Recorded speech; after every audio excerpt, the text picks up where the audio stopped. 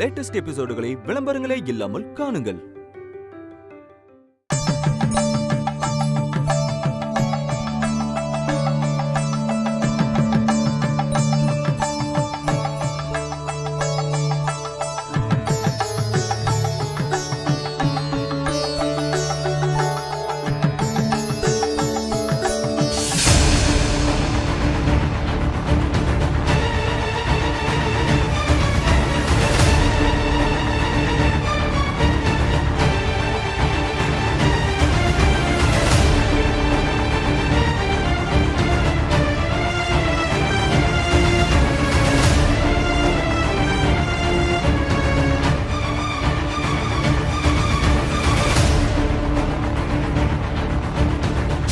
எல்லாரும் என் வளகாப்புக்கு வந்ததுக்கு ரொம்ப நன்றி.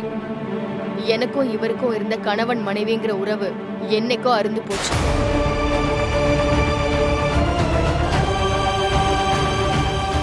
நாளையோட அது சட்டப்படியும் முடிவுக்கு வரும்.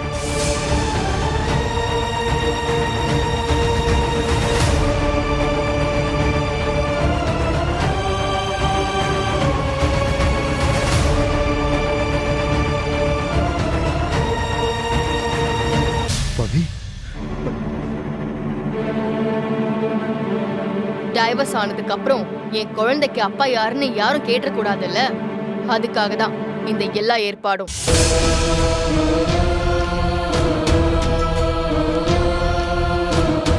என் புள்ளைக்கு அப்பா இவர்தான்.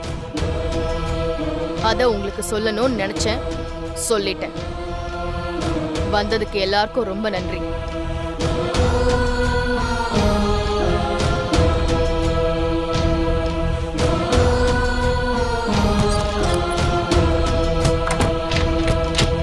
அப்படி போடு அருவாள.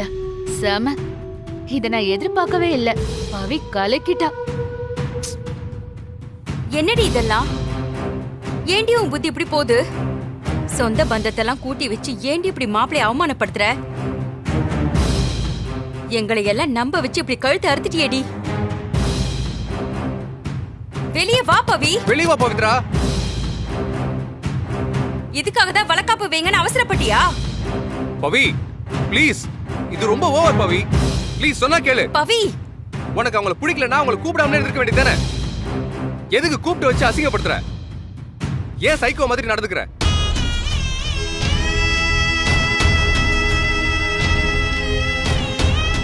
இனியும் இங்க நின்னு என்ன பண்ண போறோம்? வாங்க போலாம். சம்மந்தி, என்ன மன்னிச்சிருங்க சம்மந்தி. பவி இப்படி பண்ணுவான்னு நான் கொஞ்சம் கூட எதிர்பார்க்கல.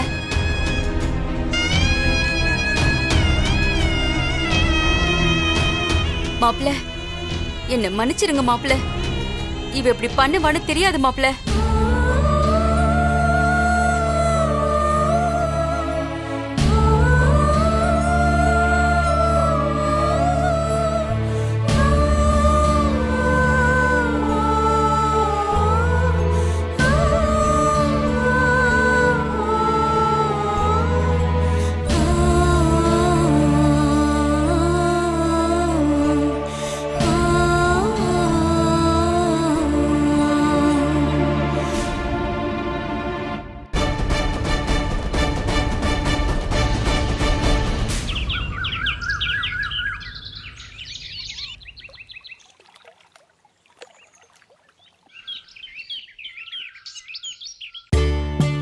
சார் வாங்க சார்.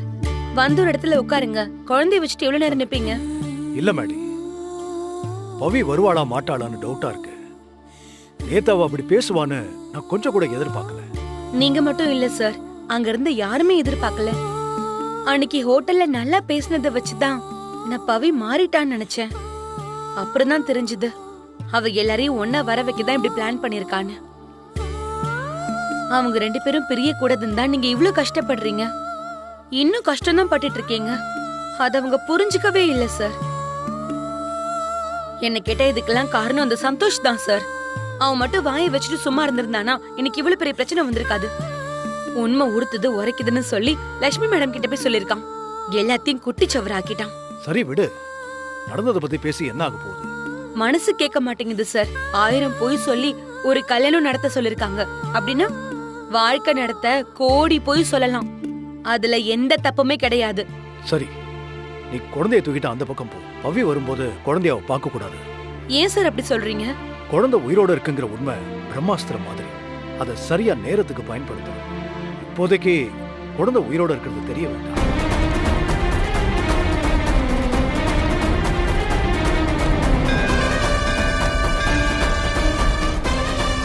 வா வா வா. அடி, ஆ சீக்கிரம் போ.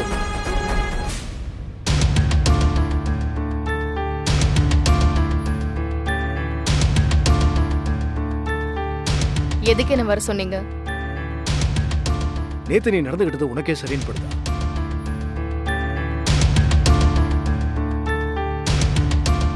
ஃபங்க்ஷன்ல எல்லாரையும் கூப்பிட்டு வச்சு அங்க லட்சுமி சந்தோஷி இப்படி அசிங்கப்படுத்துவேன். இது தப்பு பவி. நீ பண்ணது ரொம்ப தப்பு. நம்மள நம்பி வரவங்கள நம்ப வச்சு கழுத்து இருக்கிறது கொலைக்கு சமம். இப்பதான் தெரியுதா சார் நம்பிக்கை துரோகம்னா என்ன, அது எப்படி வலிக்கும்ன்றதெல்லாம்? சும்மா கூப்பிட்டு மாத்தி பேசினதுக்கே நீங்க இப்படி கொதிக்கிறீங்களே. என்கிட்ட அம்மாவும் புள்ளையும் எவ்வளோ நாள் உண்மை எல்லாத்தையும் மறைச்சு என்னை ஏமாத்திட்டு இருந்தாங்க. அப்போ எனக்கு எப்படி வலிச்சிருக்கும்? பவி, நடந்தது ஒரு விபத்து. சந்தோஷத்துல அப்பாவியா மாட்டிக்கிட்டான்னு சொன்னா உனக்கு ஏன் புரிய மாட்டேங்குது? சார் சும்மா சும்மா அதையவே சொல்லாதீங்க. விபத்தா? விபத்து. முட்டாள் கூட நீங்க சொல்ற கதையெல்லாம் நம்ப மாட்டான். சரி, உன் பக்கத்துக்கே வரேன். சந்தோஷ் தப்பு பண்ணதாவே இருக்கட்டும். அந்த குழந்தை இப்போ இல்ல. அவன் தப்பு பண்ணதா நீ நினைக்கிற ஆதிராவும் இல்ல. அவன் மேல குற்ற சொல்ல யாருமே இல்ல. சந்தோஷ் தான் பண்ண தப்புக்கு மன்னிப்பும் கேட்டுட்டான் இல்ல. அதுக்கப்புறமும் நீ டைவர்ஸ் வரைக்கும் போறது எனக்கு சரின்னு படல. சார் ஆதிரா செத்துட்டா, குழந்தையும் தண்ணியில போயிடுச்சு. இவங்க 2 பேரும் பாதிக்கப்பட்டவங்க. ஆனா சந்தோஷ் தப்பு பண்ணவன்.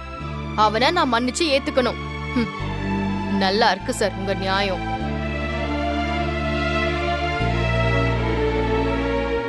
சார் எல்லா பொண்ணுங்களும் தான் புருஷன் தனக்கு பிறக்க போற புள்ளைக்குதான் இனிஷியலா இருக்கணும்னு விரும்புவாங்க. இவன் ஏற்கனவே ஒரு புள்ளைக்கு அப்பாவா இருக்கான். இதெல்லாம் தெரிஞ்சோ நான் எப்படி வாழ முடியும் அவன் கூட? பவி, நீ என்ன சொன்னாலும் இதுக்கு டைவர்ஸ் ஒரு தீர்வா இருக்காது. சின்ன தப்புக்கு தண்டனை பெரிய தப்பா ஒரு நாள் இருக்க முடியாது. நீ சந்தோஷ் கூட சேர்ந்து வாழலைனாலும் பரவாயில்ல. ஆனா டைவர்ஸ் மட்டும் வேணாம் ப்ளீஸ். சார் என் வாழ்க்கை ஆல்ரெடி ஒன்னும் இல்லாம போச்சு.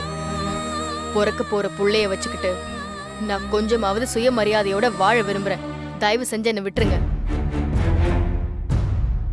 ஒரு வகையில அந்த குழந்தையில ஆரம்பிச்சு நீங்க உட்பட எல்லாருமே என் வாழ்க்கை இப்படியாக காரணமா இருந்திருக்கீங்க. நான் என்ன பண்ணேன்னு கேக்குறீங்களா சார்? உங்களுக்கும் இந்த உண்மையெல்லாம் முன்னாடியே தெரியும்ல. நீங்களும் தெரிஞ்சே என்கிட்ட சொல்லாம மறைச்சிங்கல்ல. ஏன் சார், நான் ஒன்னு கேக்குறேன். இதுவே நான் உங்க பொண்ணா இருந்தா நீங்க இப்படிதான் பண்ணிருப்பீங்களா?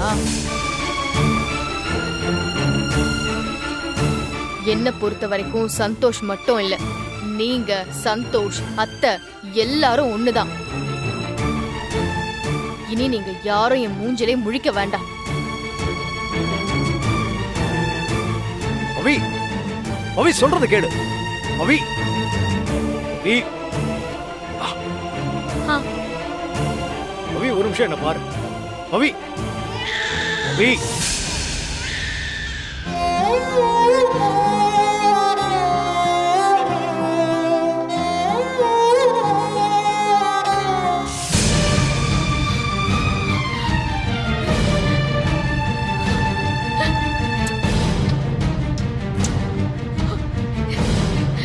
அர்ஜுன், நீ இன்னும் இருக்கியா? நீ இன்னும் இருக்கியா?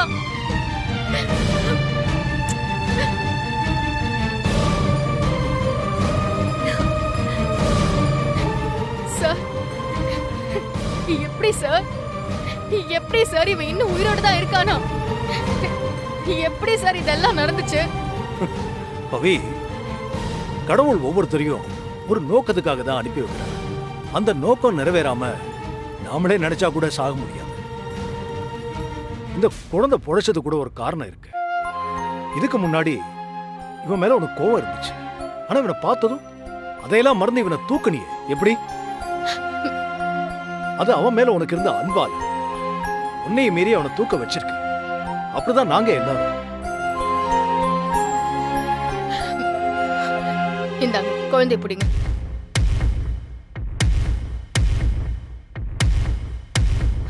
ஏதோ கொஞ்ச நாள் நான் அவன் கூட இருந்தேன்ல, அதான் அந்த ஆசையில தூக்கிட்டேன். ஆசையில இல்ல பவி, பாசத்துல. இவன் நம்ம வீட்டு குழந்தைங்கிற பாசம் உன் மனசுல இருக்கிறதுனாலதான் நீ இவனை இவ்வளவு ஆர்வமா வாங்கியிருக்க. என்ன சார், முதல்ல கோவமா பேசுனீங்க, இப்ப நான் ஒத்துக்கலன்னு உடனே சென்டிமெண்டா பேசுறீங்களா? எனக்கும் அவனுக்கும் எந்த அட்டாச்மெண்ட்டும் இல்ல. இனி இவன் யாரோ நான் யாரோ. அந்த குடும்பமே வேண்டான்னு சொன்னதுக்கு அப்புறம் இவன் எப்படி எனக்கு உறவாக முடியும்? பவி, பவி ஒரு நிமிஷம். பவி, நீயும் சந்தோஷம் ஒன்னா இருக்கணும்னு தான் நான் இவனை யாருக்கும் தெரியாம மறைச்சு வச்சேன்.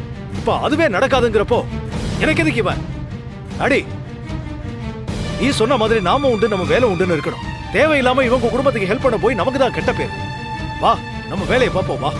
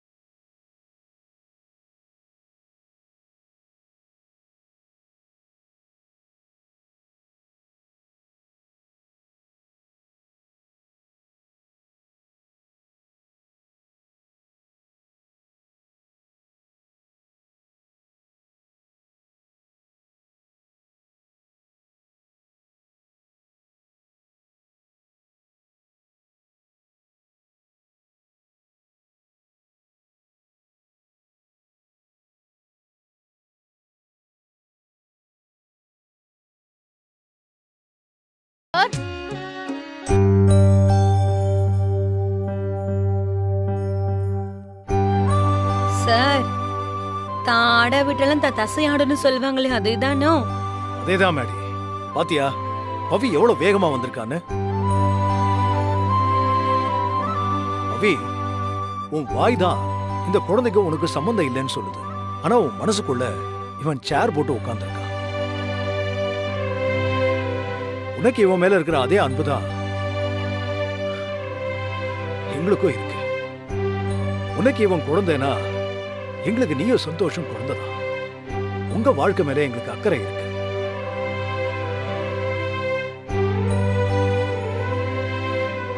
நீ இப்ப எடுத்திருக்கிற முடிவு தப்பானது. விவாகரத்து ஒரு பிரச்சனைக்கு முடிவில்லை, இன்னொரு பிரச்சனைக்கு தொடக்கம். அது புரிஞ்சுக்க போவே. ப்ளீஸ் வேண்டாம். சார், நீங்க என்ன எனக்கு கவுன்சிலிங் கொடுத்துட்டு இருக்கீங்க? நான் குழந்தைய தேடி வந்தது ஒரு மனிதாபிமானம். இவன் இல்ல, வேற எந்த குழந்தை இருந்தாலும் நான் இப்படிதான் பிஹேவ் பண்ணிருப்பேன். இது ஒரு சிம்பத்தி, அவ்வளவுதான். இதை நீங்க தப்பா புரிஞ்சுக்கிட்டா அதுக்கு நான் ஒன்னும் பண்ண முடியாது. பவி, இன்னைக்கு இந்த குழந்தை இப்படி அனாதையா இருக்கிறதுக்கு அன்னைக்கு இவன் அம்மா பண்ண முட்டாள்தனம் தான் காரணம். நீயும் அதே முட்டாள்தனத்தை தான் செய்வேன்னு அடம் பிடிச்சுக்கிட்டு இருக்க. உன் பிடிவாதத்தால உன் பிள்ளைக்கு அப்பா இல்லாம பண்ணிடாங்க. ஐயோ சார், போதும். பிரச்சாரம் தாங்க முடியல. என் புள்ள எதுக்கு சார் அனாதையாக போகுது? அதான் நான் இருக்கேனே. அப்பாவா அம்மாவா நானே எல்லாமாவே இருந்து நானே என் புள்ளைய வளர்த்து காட்டுறேன்.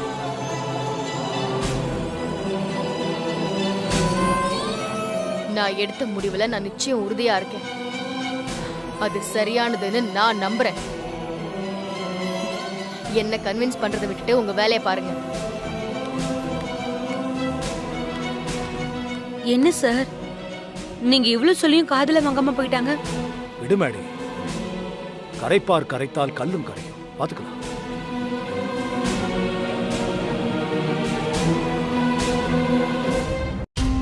என்ன சந்தோஷ் இப்ப வந்து இப்படி சொல்றீங்க? உங்க ஒய்ஃபோட டிமாண்ட்ஸ் எல்லாம் நீங்க ஏத்துக்கிறேன்னு கோர்ட்ல சொல்லிட்டா அப்புறம் ரொம்ப சுலபமா டைவர்ஸ் கிடைச்சிடும். சந்தோஷ், நீங்க ஏதோ விரக்தியில பேசுறதா தெரியுது. இங்க பாருங்க, இன்னும் 2 ஹியரிங் மட்டும் எனக்கு டைம் கொடுங்க. இந்த கேஸ ஒண்ணு இல்லாம ஆக்கி காட்டுறேன். இந்த பிரச்சனையை உங்க 2 குடும்பமும் சேர்ந்து உட்கார்ந்து பேசி தீர்த்திருக்கலாம். ஆனா இன்னைக்கு இது கோர்ட் வரைக்கும் வந்துடுச்சு. இனிமே இதை லீகலா தான் மூவ் பண்ணணும். சந்தோஷ், நீங்க எமோஷன் ஆகி எந்த முடிவும் எடுக்காம இருங்க. ட்ரஸ்ட் மீ, மத்ததை நான் பாத்துக்கிறேன். ஐயோ சார், இது நான் எமோஷனலா எடுத்த முடிவு கிடையாது சார். ரொம்ப தெளிவா நல்லா யோசிச்சு தான் நான் அந்த முடிவுக்கு வந்திருக்கேன். பாவம் சார் என்னோட பவி. அவ என்ன அந்த அளவுக்கு நம்பிக்கிட்டு இருந்தா. அவகிட்ட ஒரு சின்ன பொய் கூட நான் சொன்னதே இல்லை சார். அதனாலதான் இவ்வளவு பெரிய விஷயத்த என்கிட்ட மறைச்சிட்டேன்ற கோபம் அவளுக்கு இருக்கு. என்ன பிரியணும்னு சொல்றான் சார். இப்போ அவ பிரெக்னண்டா இருக்கா சார். இந்த நேரத்துல அவ ஹாஸ்பிட்டலுக்கு செக்கப்புக்கு போனா பரவாயில்ல. ஆனா கோர்ட்டுக்கு வாய்தா வாங்க வந்தா நல்லாவா இருக்கும்? பொண்டாட்டி ஆசைப்பட்டதை வாங்கி கொடுக்கறவன் தான் சார் ஒரு நல்ல புருஷன். அதுவும் ஒரு புள்ளத்தாச்சி பொண்ணு கேட்டு வாங்கி கொடுக்கலைன்னா அவன் மனுஷனே கிடையாது சார்.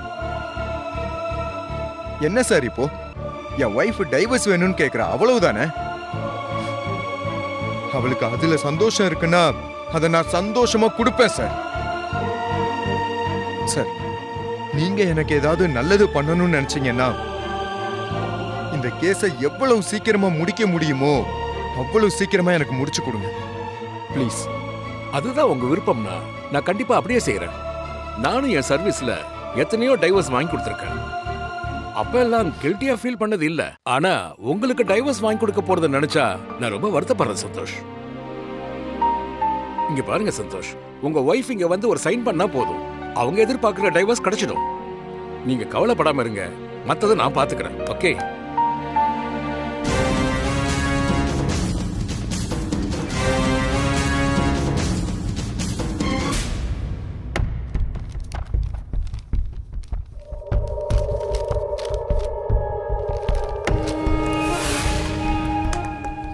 இருமா அக்கா, நீ ஆத்திரத்துல தப்பு பண்றேன்னு தெரிஞ்சே இதை செய்யற.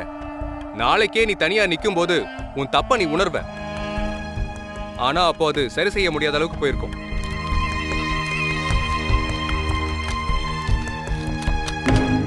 அக்கா, பிடிக்காத ஒருத்தனை கல்யாணம் பண்ணி இத்தனை நாள் கஷ்டப்பட்டேன், அதனால இப்படி ஒரு முடிவு எடுத்திருக்கேன்னா பரவாயில்ல. நீயும் சந்தோஷம் லவ் பண்ணி தான் கல்யாணம் பண்ணீங்க. இந்த 3 வருஷம் வாழ்க்கையில உங்களுக்குள்ள எத்தனையோ ஹாப்பி மூமெண்ட்ஸ் இருக்கும்.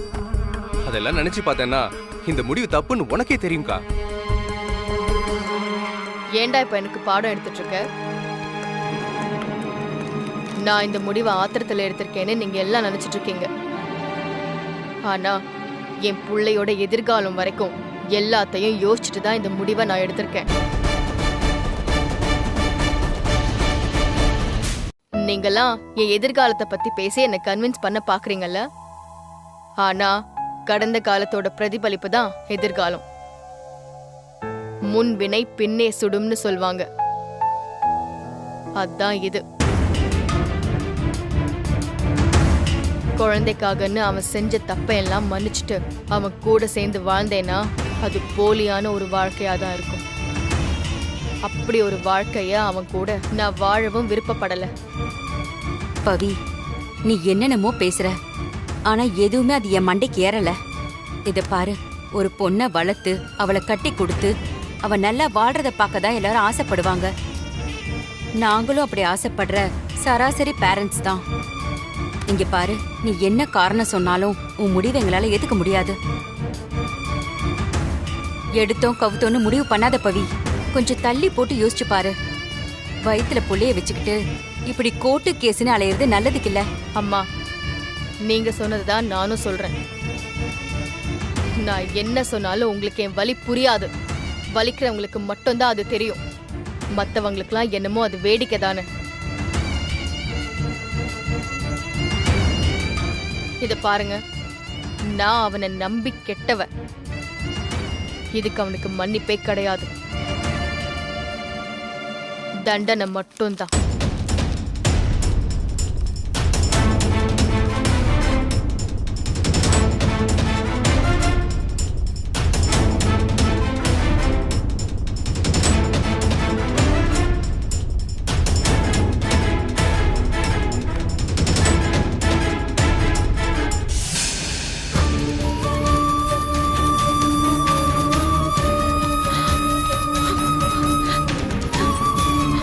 அர்ஜுன், அர்ஜுன், நீ இங்க எப்படி? வாடா.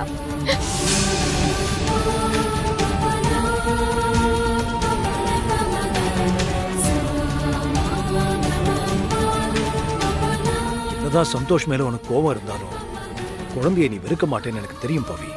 அவனை நீ தூக்கிட்டேனா உன் மனசு மாறிடுச்சுன்னு அர்த்தம். தூக்கு பவி.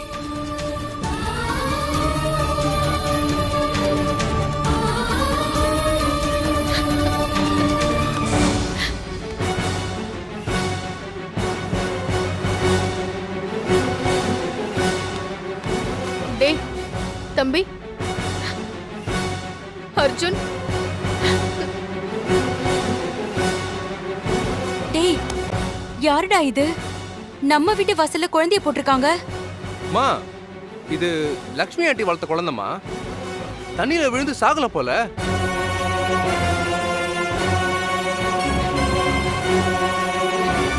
இந்த குழந்தை இறந்துருச்சுன்னு தானே இங்க இவ்ளோ பிரச்சனை நடக்குது. பாவ சம்மந்தி குழந்தை இறந்துருச்சுன்னு நினைச்சு கவலைப்பட்டுட்டு இருக்காங்க. பவி, நீ உடனே குழந்தைய தூக்கிட்டு அவங்க கிட்ட போய் காட்டு. ஆமா பவி, அம்மா சொல்றது சரிதான். நீ உடனே குழந்தைய தூக்கு, நான் போய் பைக் எடுத்துட்டு வந்துடுறேன். உடனே போய் ஆண்டியை பார்த்தலாம். நில்லுங்க. என்ன பேசுறீங்க ரெண்டு பேரும்? எனக்கும் அந்த வீட்டுக்குமே எந்த சம்பந்தமும் இல்ல. அப்புறம் எப்படி இந்த குழந்தை எனக்கு உறவாகும்?